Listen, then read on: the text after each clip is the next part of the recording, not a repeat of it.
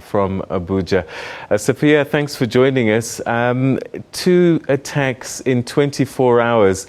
It had seemed that Boko Haram was starting to be managed because we saw some territories retaken. But these attacks, it seems as if that they're starting to gain their resurgence.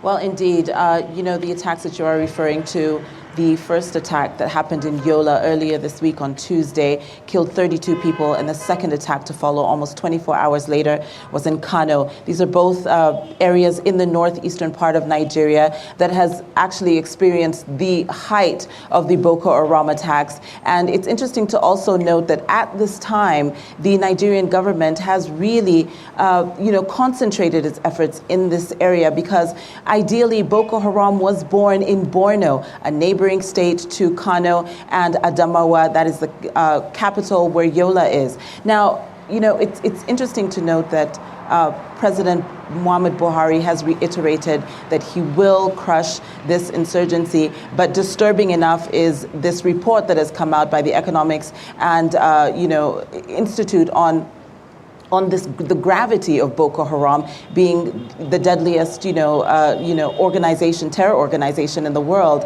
And those numbers really go to show that over 6,000 people dying in 1 year as a result of this insurgency is more than concerning. At this time, the Nigerian government has really come out openly and saying that they do need help from their neighbors and also from the international community in really helping to fight this insurgency that has, I suppose, grown in these last 6 years. I would imagine that the news that Boko Haram is the deadliest terrorist group in the world now perhaps might not have shocked Nigerians, although the rest of the world are waking up to the crisis that's taking part in that part of the world. Well, the sentiment really here is that enough people have died. You don't need to have large numbers to be concerned about a terror group in your country. Nigerians indeed have been coming out, on social media and also holding rallies, civil society organizations putting pressure on the government to do more. You do remember in 2014, 200 girls were abducted from their school and taken to, nobody really knows where they are. It's suspected that they are hiding in the Sambisa forest. But up to now, nearly a year and a half later, those girls have not returned. And it's this type of, blatant, open kidnappings and violent attacks by Boko Haram that concern Nigerians.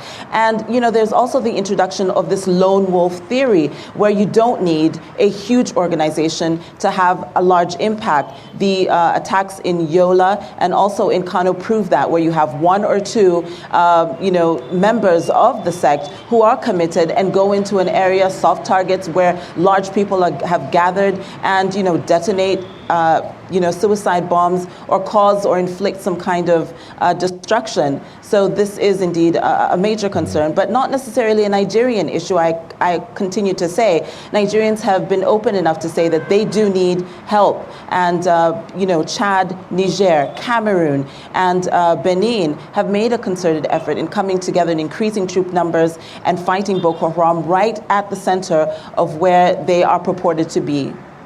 All right, Sophia, that's where we're going to leave it. Thank you very much for giving us that update on that rather chilling story that Nigeria's Boko Haram militant group has now become the world's deadliest terrorist group.